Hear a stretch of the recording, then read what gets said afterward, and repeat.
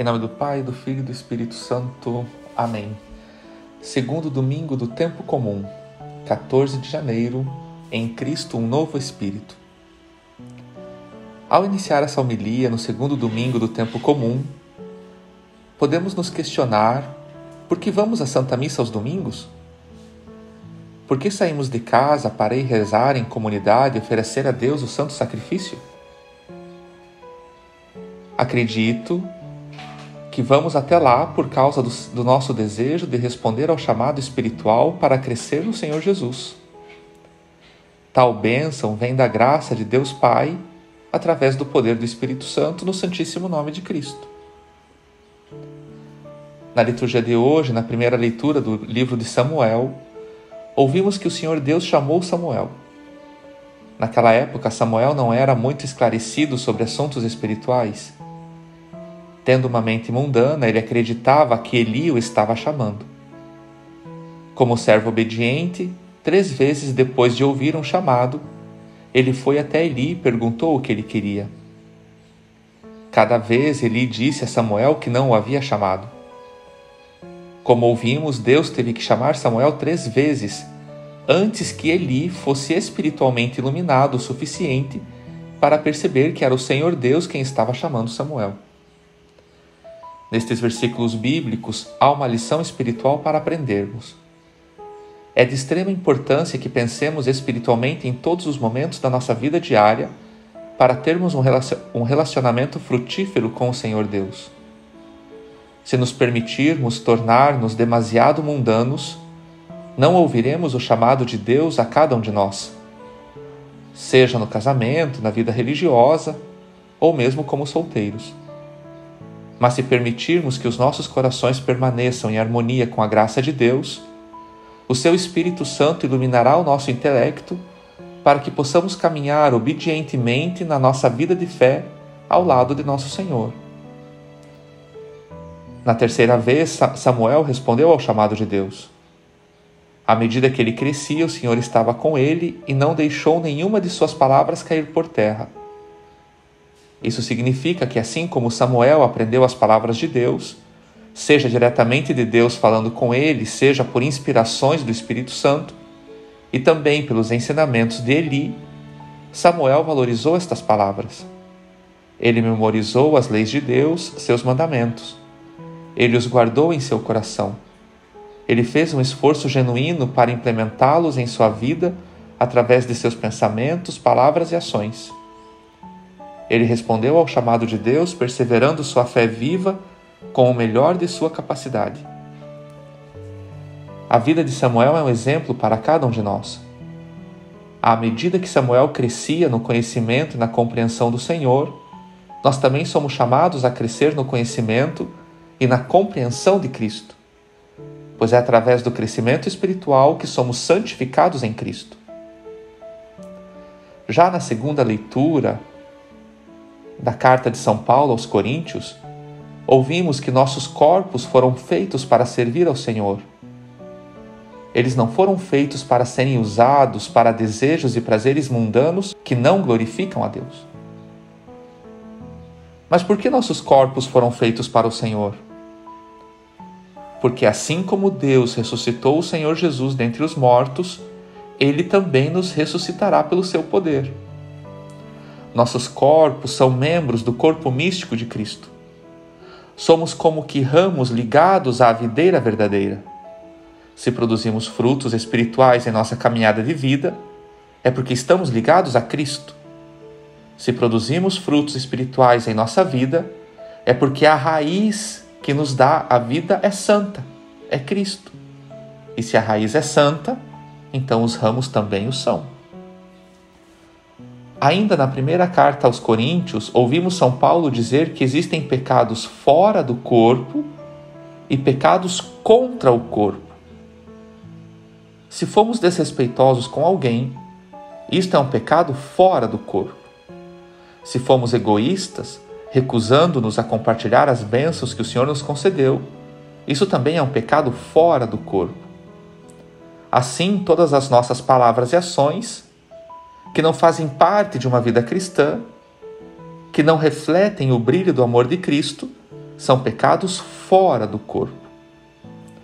Um pecado contra o nosso corpo é quando rebaixamos a nossa vida moral para satisfazer os nossos desejos carnais em relacionamentos puramente carnais, prejudiciais à saúde e contrários à sacralidade do sacramento da Igreja.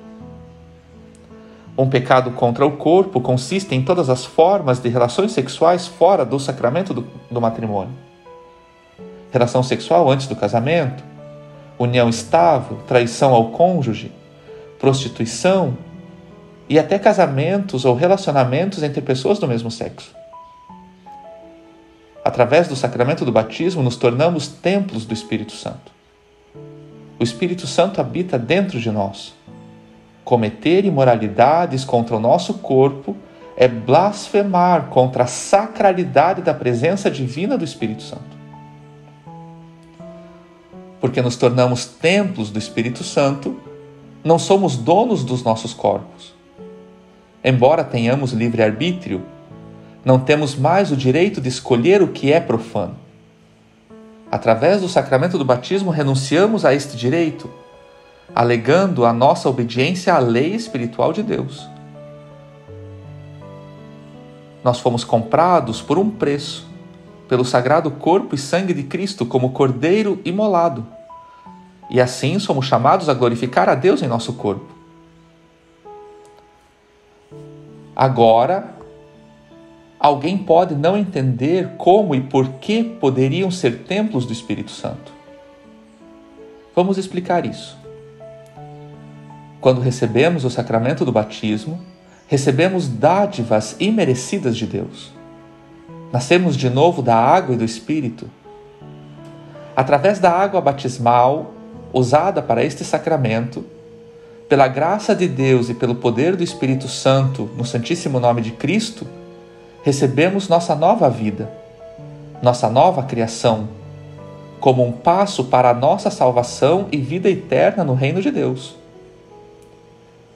Para que isso acontecesse, fomos crucificados com Cristo na cruz. Morremos com Ele, fomos sepultados e ressuscitados com Ele como novas criaturas. Mas ainda alguns podem dizer: não me lembro de ter morrido ou de ter ressuscitado com Cristo. Sua morte e ressurreição foram espirituais. Através dele, nós recebemos um novo coração e um espírito novo. O nosso primeiro espírito humano morreu com Cristo e foi sepultado com Cristo. O nosso novo coração e o nosso novo espírito ressuscitou com Cristo como uma nova criação. Nosso primeiro espírito foi chamado para morrer porque herdou o pecado original. Como tal, teve que ser substituído por um novo espírito humano da semente divina. Como a Bíblia Sagrada, todos nós temos um espírito humano, pois um corpo sem um espírito está morto. A nova criação é tudo para nós. A nova criação agrada a Deus por causa da natureza que é santa, pois ela nasce em Cristo, quando nós fomos mergulhados em Cristo.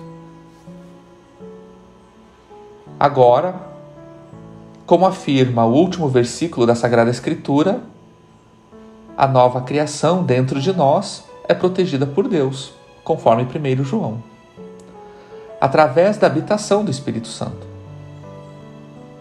Está protegido contra Satanás para que ele não corrompa esse novo espírito. Quando nós experimentarmos a morte física, nossa alma continuará a se manifestar no céu, através de Cristo, que é a nossa santa natureza. Através da graça de Deus Pai e do poder do Espírito Santo e de nosso Senhor, nós somos qualificados para herdar o reino de Deus. A nova criação em nós é a primeira parcela da herança do reino de Deus que receberemos por Cristo. Tendo recebido um novo coração e um novo espírito da natureza de Cristo, Deus espera que vivamos santamente. Vamos voltar ao nosso tópico original. Quando participamos de relacionamentos carnais não conjugais, pecamos contra o corpo. Pecar contra o corpo significa pecar contra a divindade de Deus, contra o Espírito Santo que habita em nós, contra a natureza do nosso novo coração e espírito que ressuscitou em Cristo. Ouçamos o que afirma Santiago em sua carta. Adúlteros, vocês não sabem que a amizade com o mundo é inimizade com Deus? Portanto, quem deseja ser amigo do mundo torna-se inimigo de Deus. Ou vocês supõem que é em vão que a Escritura diz: Deus anseia zelosamente pelo Espírito que Ele fez habitar em nós? Tiago, capítulo 4, versículo 4 ao 5. Não é de admirar que o livro de Malaquias, Deus diga que odeia o divórcio, conforme segue. Pois eu odeio o divórcio, diz o Senhor Deus de Israel. Portanto, tomem cuidado e não sejam infiéis. Malaquias capítulo 2. Deus quer que cada um de nós desfrute do seu reino através do sangue de Cristo. Ele tem ciúme dos nossos corações e espíritos novos que Ele nos deu no batismo, que Ele criou dentro de nós, desejando que a nossa liberdade de escolha coopere com a sua vontade divina para que tenhamos a certeza da nossa redenção.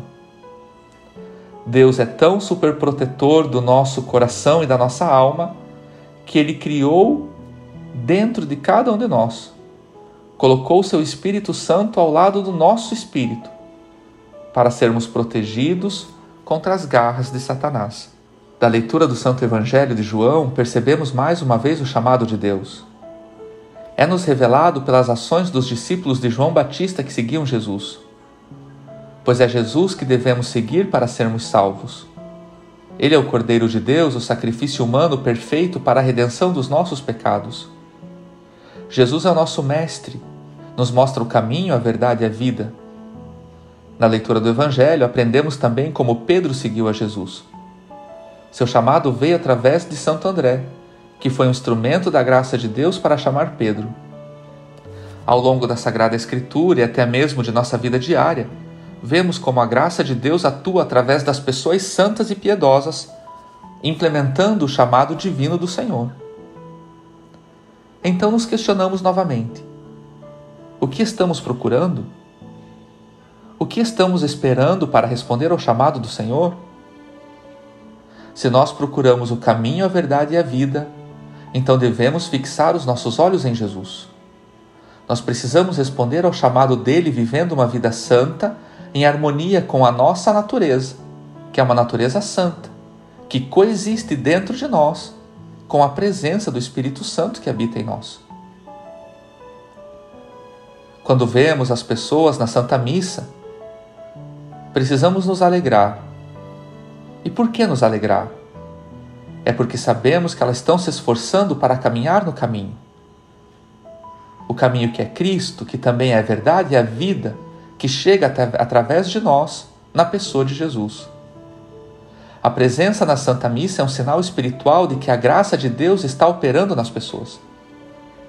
É uma indicação de que todos desejam participar da comunhão como um só no corpo de Cristo, para que possamos participar juntos da grande festa espiritual com Cristo.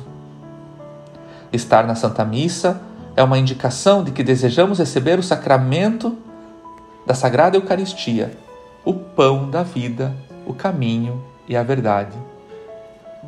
Enquanto nós continuarmos a receber o Santíssimo Sacramento semanalmente, embora sejamos fracos na natureza humana, ainda haverá esperança de salvação. E enquanto houver a esperança da salvação, a graça e a misericórdia de Deus não nos decepcionarão. Feliz domingo, dia do Senhor. Deus abençoe você e que ao Santíssimo Nome de Jesus todo joelho se dobre.